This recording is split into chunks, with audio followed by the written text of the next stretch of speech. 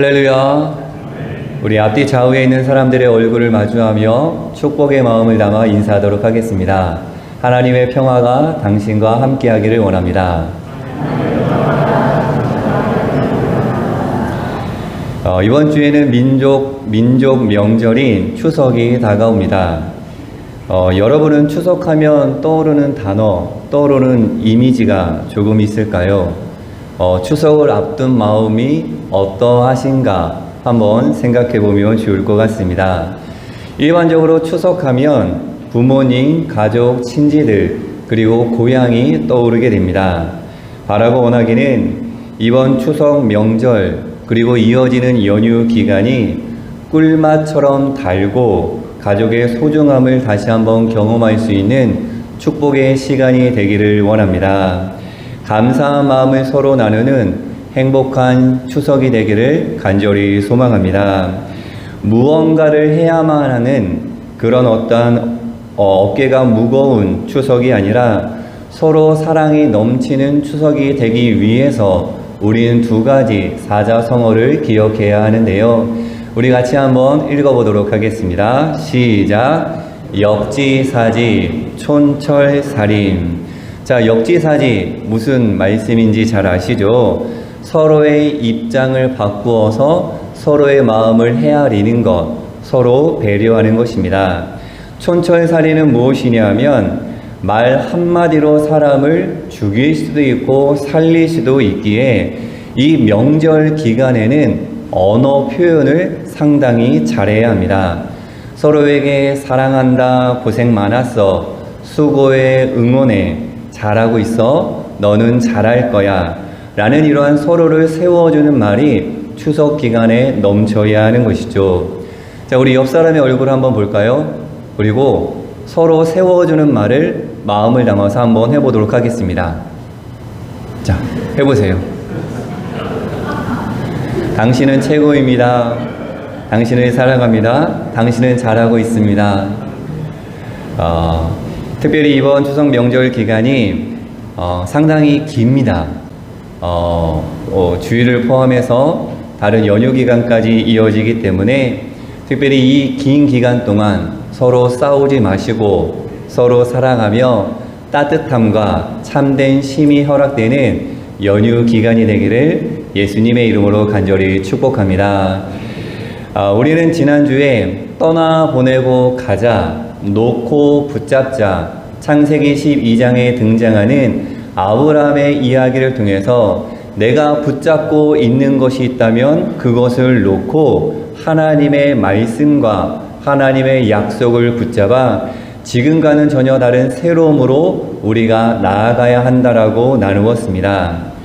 오늘날 우리가 살아가고 있는 시대를 초연결 사회라고 이야기합니다. 온라인 접속을 통해서 시 공간을 초월하여 불특정 다수와 연결되어 우리는 살아가고 있습니다. 자신의 생각과 자신의 경험을 SNS를 통해 멀리 많은 사람들과 나눔으로 새로운 관계를 맺어가며 살아가고 있는 것이죠.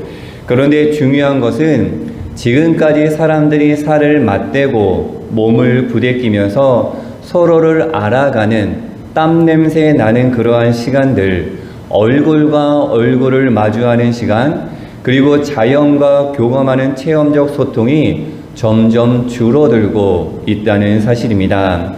그리고 포노 사피엔스, 휴대전화를 의미하는 포노와 지성을 의미하는 세피언스가 합쳐진 표현으로 스마트폰 없이는 살아가기 힘든 인류라는 새로운 정의가 내려졌습니다. 더욱 심각한 것은 무엇이냐면 스마트폰이 손에 없으면 불안해하거나 공포감을 느끼는 사람을 노모포비아라고 이야기하고 있습니다. 많은 사람들이 이 휴대폰이 손에 없으면 불안해하고 공포감을 느끼게 되는데요. 도둑맞은 집중력에서는 10대들이 한 가지 일에 집중하는 시간이 65초 이상이 안 된다고 합니다. 그리고 어른들이 집중할 수 있는 평균 시간은 3분이 채 되지 않는다고 이야기하죠. 짧은 것들에 우리가 익숙해져 있습니다. 짧은 영상이 틱톡 그리고 쇼츠, 타임라인에 집중되어 있는 것이죠. 이러한 것은 우리의 신앙의 자리에도 침투해 있습니다. 하나님의 은혜와 사랑이 길고 깊고 넓은데 그것을 짧게 우리가 바라보고 그 은혜 가운데 만족하며 살아가고 있는 것이죠. 그리고 다음 책, 손안에 갇힌 사람들이란 책은 핸드폰에 몰입되어 중독되어 있는 사람들, 즉 유튜브나 인스타그램 등 여러 SNS에 매몰되어 중독된 사람들을 진단하고 어떻게 이 시대에서 우리가 살아가야 하는지 그 해법을 우리에게 제시하고 있습니다. 이러한 시대 속에 살아가는 우리 아이들에게 주어지는 것이 있는데요. 같이 한번 읽어보도록 하겠습니다.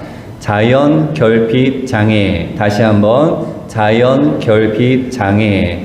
즉 스마트폰 화면에 갇혀 엄청난 시간을 사람들과 아이들이 보내게 되면서 자연과 자연스럽게 멀어지게 되는 어려움이죠.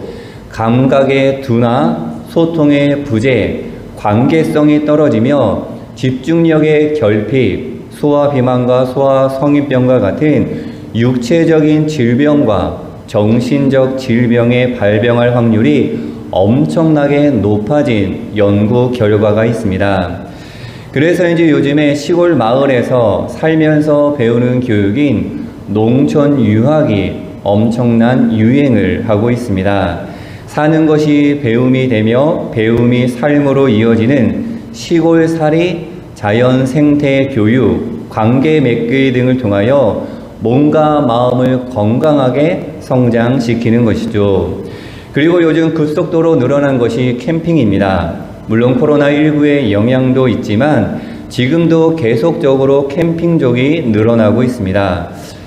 저도 캠핑을 참 좋아합니다. 캠핑을 시작한 지 한 8년 정도 되는 것 같은데요. 처음 캠핑을 시작했던 때를 되돌아보면 왜 캠핑을 시작했을까 돌아보니 아이들에게 좋다는 이유가 있었습니다. 캠핑을 하면서 하늘과 땅을 보고 때론 바다와 산과 같은 자연과 소통하며 나아가 가족과 함께 소통하며 보내는 시간이 좋고 행복했기 때문에 캠핑을 계속적으로 이어가고 있는데요. 그런데 돌이켜보니 문제는 캠핑을 가서도 디지털, 이 스마트폰과 미디어에서 벗어나지 못하고 있는 것입니다. 사람은 본능적으로 녹색이라는 색깔을 보게 되면 마음의 안정을 얻게 됩니다. 그래서 자연 속에서 살림욕을 하며 마음의 평안함을 얻게 되는 것이죠. 자연과 함께 마음을 나누려고 하는 이러한 인간의 선천적인 마음을 세계적인 생물학자 에드워드 윌슨은 생명사랑, 생명애, 자연을 좋아하는 본질적이고 유전적인 소양이라고 정의하고 있습니다. 즉 저와 여러분 안에 자연 친화적, 생명 친화적 본능이 우리 마음속에 있다는 것이죠. 이러한 본능은 우리의 삶 가운데에서도 드러나게 됩니다. 여러분 혹시 숲세권이라고 들어보셨나요? 그러니까 거주지를 결정하는데 산과 물과 바다가 있는 곳, 즉 푸른 곳이 있는 곳에 집중하여 우리가 거주지를 선택하는 것, 그러니까 자연 친화적이고 쾌적한 환경을 추구하는 우리들의 모습이 이 마음을 반증하고 있는 것입니다. 실제로 창밖에 나무나 초록이 짙고 탁 트인 풍경과 연못을 보게 된 환자는 그것을 보지 못한 환자보다 회복하는 능력이 훨씬 좋다는 연구 결과가 있는데요. 우리는 길을 지나가다가 날개를 다쳐 날지 못하는 참새를 보면서 피나는 다리를 핥고 있는 고양이를 보면서 불쌍하고 가련한 마음을 느끼게 됩니다. 기본적으로 사람의 마음에는 사람과 함께 생명이 있는 모든 존재를 사랑하는 본능, 즉 생명을 사랑하는 마음이 우리 마음 가운데 있는 것이죠. 우리는 이 땅의 살림지기로 무엇보다 생명 사랑, 모든 생명을 사랑하는 마음을 품고 살림을 잘 해내야 합니다.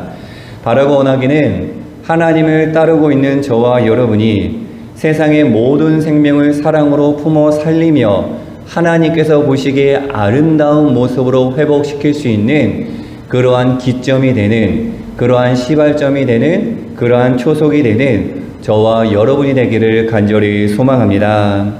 그럼 저와 여러분이 어떠한 모습으로 생명을 사랑해야 할까? 오늘 말씀 속에 등장하는 야곱의 이야기를 통해서 하나님 사랑과 생명 사랑의 태도를 함께 깨닫고 함께 결단해 보려고 합니다.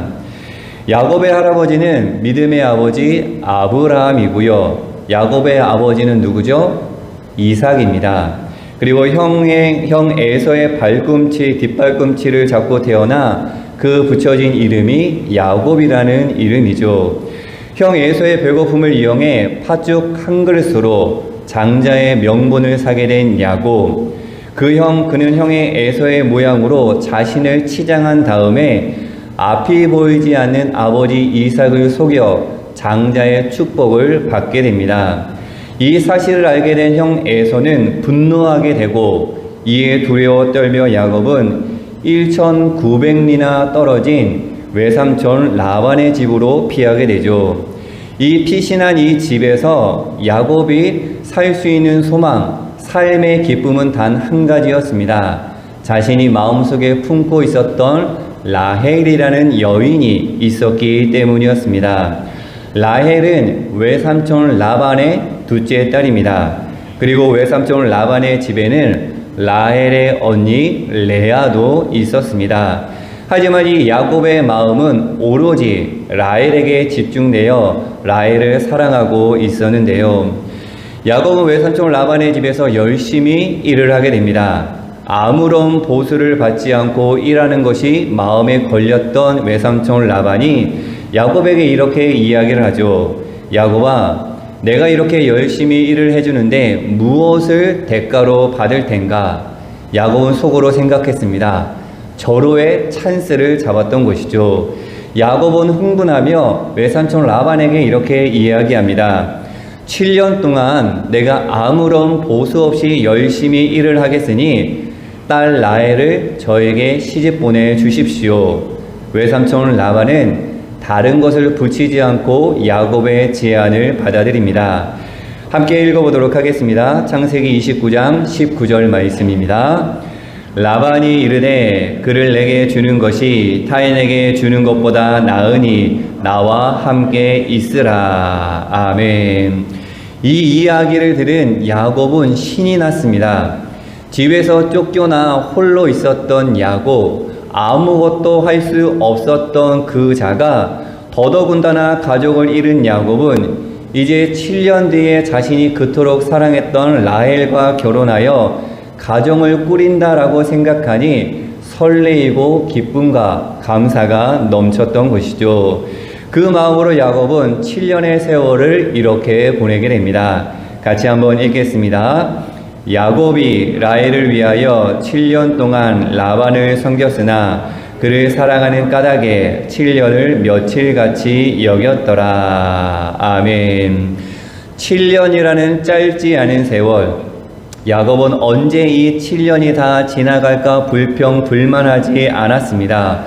오히려 사랑하는 라헬을 얻게 된다는 희망과 설레임, 기쁨으로 7년이라는 세월을 며칠과 같이 삶을 살아낸 것이죠. 그리고 7년이 지난 어느 날 혼인을 하게 되고 첫날 밤을 지나게 됩니다. 그런데 여러분, 야곱이 아침에 눈을 떠보니 자기 옆에 누가 앉아 있었느냐? 라헬이 아니라 언니 레아가 앉아 있었습니다. 7년간 그것도 그토록 간절한 마음과 기대 가운데 노력하며 맞이한 신부가 자신이 그토록 원했던 라헬이 아니라 레아였던 것이죠. 이에 야곱은 흥분하여 외삼촌 라반에게 이렇게 따집니다. 내가 라헬을 맞이하기 위해 열심히 일했는데 외삼촌은 왜 나에게 이렇게 행했느냐? 라고 하자 외삼촌 라반이 뻔뻔하게 대답하죠. 언니보다 아우를 먼저 주는 것은 우리 지방에서 하지 아니하는 바라고 이야기합니다. 야곱이 이야기하죠. 그렇다면 7년 전에 나와 약속을 했을 때 먼저 알려줬어야 하는 것이 아니냐고, 7년이 지난 다음에 이렇게 이야기하면 어떻게 하느냐고 이야기해야 하지만, 야곱은 외삼촌 라반에게 이렇게 묻거나 따지지 않았습니다. 그렇게 하지 않았던 것이죠. 야곱은 라헬을 얻기 위해 7년이라는 세월을 또다시 기다리며 열심히 일을 하게 됩니다. 무보수의 일꾼 노릇을 하게 되었다라는 이야기가 오늘 함께 읽은 본문의 이야기이죠. 자, 이 이야기 가운데 두 가지 궁금한 점이 생각납니다. 외삼촌 라반은 왜 야곱에게 미리 언니보다 아우를 보낼 수 없다라는 것을 이야기하지 않았을까? 그리고 이야기하지 않았더라도 야곱이 7년 동안 열심히 무보수로 나를 위해서 일했으니 라헬을 줄 수도 있지 않았을까라는 궁금점입니다. 당시 라반은 어떠한 사람이었냐면 불신앙, 욕심, 그리고 탐욕으로 대변된 사람이 라반이었습니다. 즉 탐욕이 가득 찬 외삼촌 라반은 7년 동안 열심히 일하는 이 야곱을 보니 자신 밑에 더 오래 두게 되면 자기가 더 이익이 될 것이다 라는 판단을 했던 것이죠.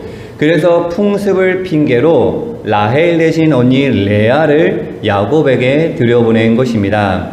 라반은 어떻게든 야곱을 집에 붙잡아 두어 자신에게 유익이 되도록, 자신의 재산을 늘리도록 이 손자를, 이 사촌을 이용하고 싶었던 것이죠. 외삼촌 라반은 두 딸을 한 사람에게, 한 남자에게, 그것도 친척인 야곱에게 주면서까지 자신에게 유용한 야곱을 자신의 곁에 두려고 했던 것입니다. 즉 라반은 비인간적인, 비생명적인, 자기 중심적인 욕망이 가득 찬 라반의 모습을 이 이야기 속에서 확인할 수 있는 것이죠.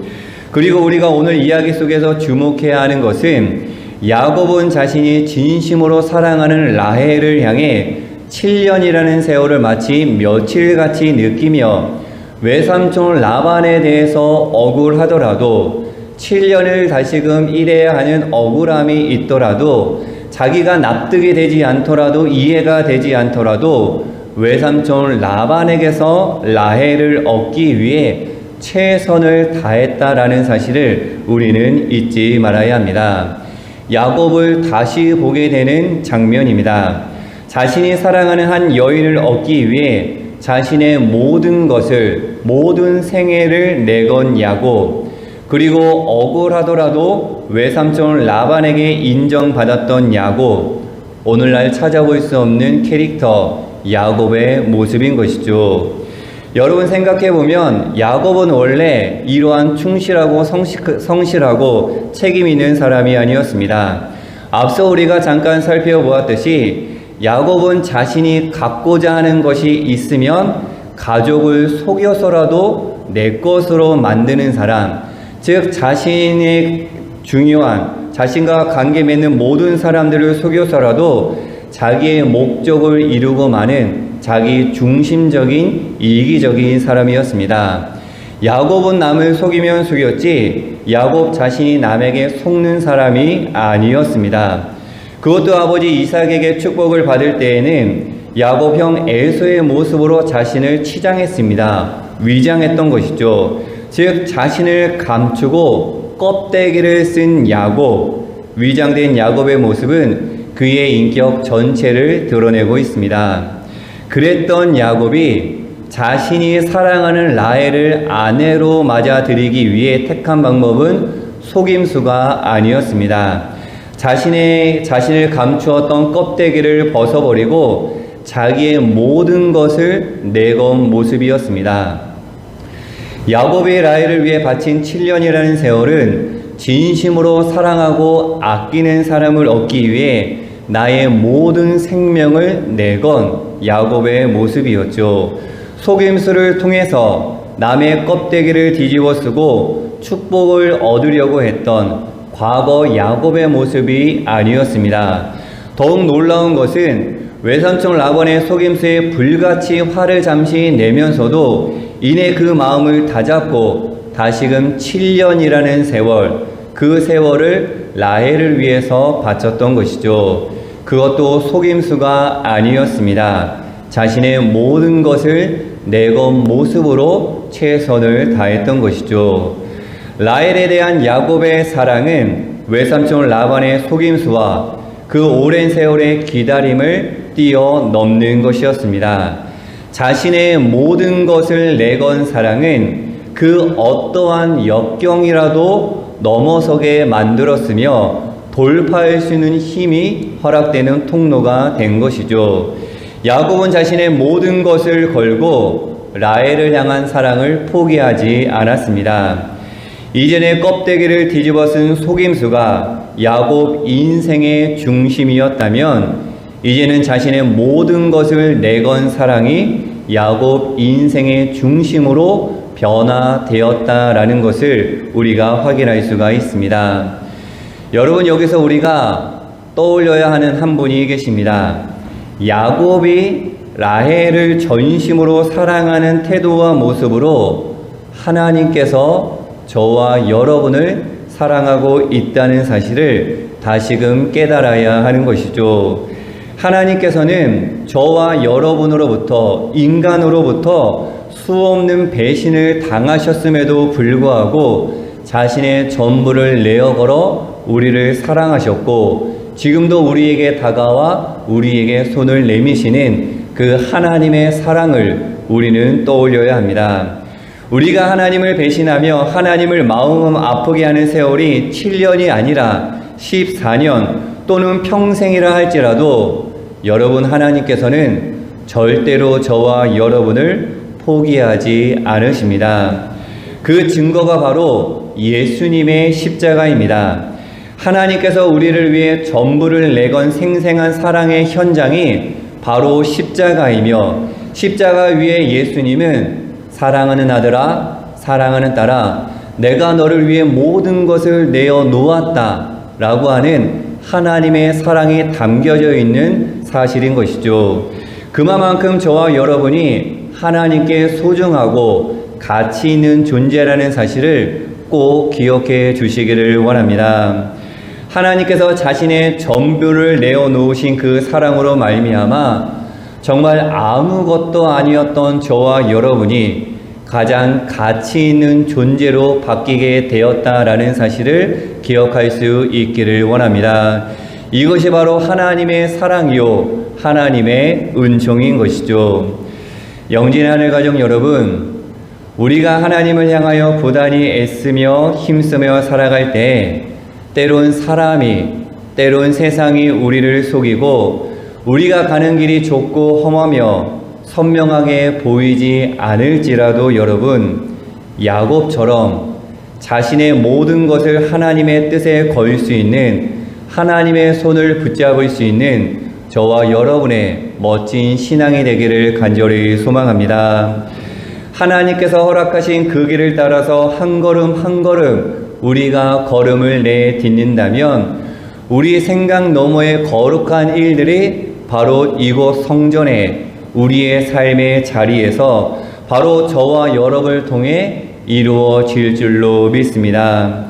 우리가 가야 하는 길이 선명하게 보여질 때 판단하고 움직이는 것을 넘어서서 때로는 그 길이 보이지 않더라도, 어둠이 우리에게 칠흑같이 다가온다 할지라도, 터널과 같은 길이라 할지라도 하나님을 신뢰하기에 소망과 희망을 품고 그 길을 걸어내야 하는 것입니다.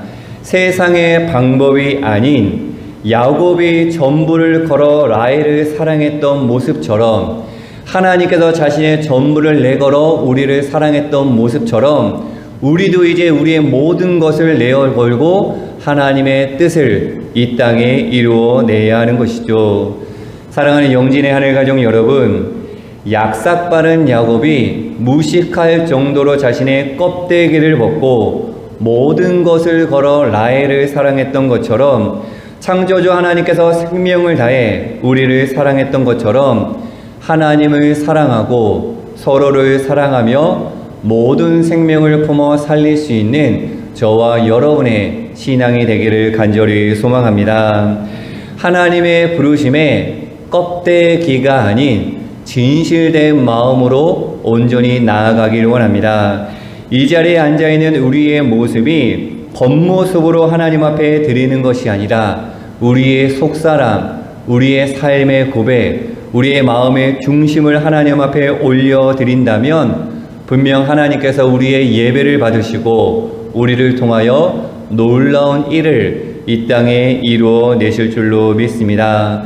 그 길이 7년이라는 세월이 걸릴지라도 아니면 더 많은 세월이 걸린다 할지라도 하나님을 신뢰하며 모든 것을 내어 걸고 그 사랑을 해낼 수 있는 저와 여러분의 삶이 되기를 예수님의 이름으로 간절히 축원합니다. 함께 기도하도록 하겠습니다. 하나님 소망합니다. 때론 우리가 살고 있는 세상이 우리를 속일지라도 그 가운데 말할 수 없는 아픔과 고통 가운데 눈물이 우리 가운데 흘려질지라도 하나님께서 명하신 그 사랑의 길, 생명 살림의 길을 걸어갈 수 있도록 인도하여 주시옵소서. 껍데기를 벗어버리고 자신의 전부를 건 야곱처럼 자신의 전부를 걸어 우리를 사랑하시고 구원하신 하나님의 사랑을 품고 모든 생명을 품어 살리는 영진의 하늘 가족들이 될 수 있도록 인도하여 주시옵소서. 하나님 사랑합니다. 우리의 모든 것을 걸고 앞으로도 사랑하겠습니다. 예수 그리스도의 이름으로 간절히 기도하옵나이다. 아멘.